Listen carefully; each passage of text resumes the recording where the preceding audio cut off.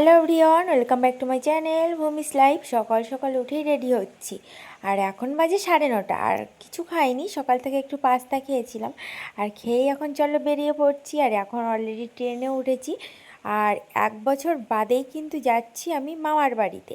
আর তোমরাও কে কে ভালোবাসো মামার বাড়িতে যেতে অবশ্যই জানিও। আর আমার মামার বাড়ি যেতে আমার কিন্তু খুব ভালো লাগে, কারণ ওখানে গেলে অনেক অনেক আনন্দ করি। আর যেহেতু দাদু দিদা নেই, সেটার জন্য খুবই মন খারাপ হয়। দাদু দিদা তো অনেক বছর আগে আমাদের ছেড়ে চলে গেছেন। তো অবশেষে মামার বাড়ির জন্য কী মিষ্টি নেব, তো রসগোল্লা নিয়েই যাচ্ছি। আর বাঙালি মতে রসগোল্লার থেকে কিন্তু ভালো আর হয় না। আমি তো এটাই মনে করি, ছানার মিষ্টি যতই দই মিষ্টি সন্দেশ নিই না কেন, সব থেকে রসগোল্লাটাই বেটার।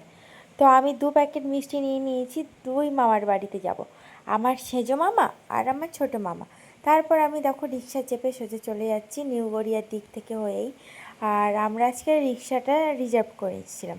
তারপর মামার বাড়ি এসেই মামি অনেক রকম পদ রান্না করেছিল, সেগুলো খাওয়া দাওয়া করে এখন দুপুরবেলা চলে এসেছি কিন্তু ছাদে।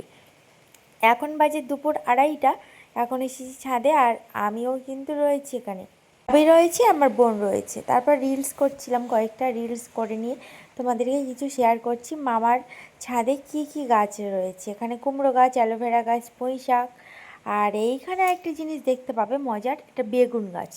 তো এরকম বেগুন তোমরা কে কে দেখেছো অবশ্যই জানিও, লম্বা লম্বা বেগুন। এগুলো মিনিমাম 1 হাত নাকি লম্বা হয়। তারপর সন্ধ্যাবেলা বসেছি আমি এখন বানাতে তালের বড়া। তো তালের বড়া তোমরা কে কে পছন্দ করো অবশ্যই জানিও। আর গত বছর খেয়েছিলাম, কিন্তু এই বছর ফার্স্ট মামার বাড়িতে এসেই যে এইভাবে বানাবো সারপ্রাইজড সত্যি ভাবিনি। তো চলো তালের বড়াটা এখন ভালো করে মিক্সড করে নিই। আর এখানে কিন্তু আমার মা বাবা সবাই রয়েছে।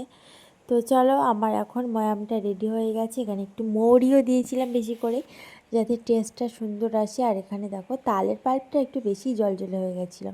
তো অবশেষে আমি এখন দেখো বড়া ভাজতে বসেই গেছি। যে কড়াই, এখন বোন কিন্তু বড়া ভাজা উল্টাচ্ছে, আর আমি কিন্তু বড়াগুলো দেওয়ার ধান্দায় রয়েছি।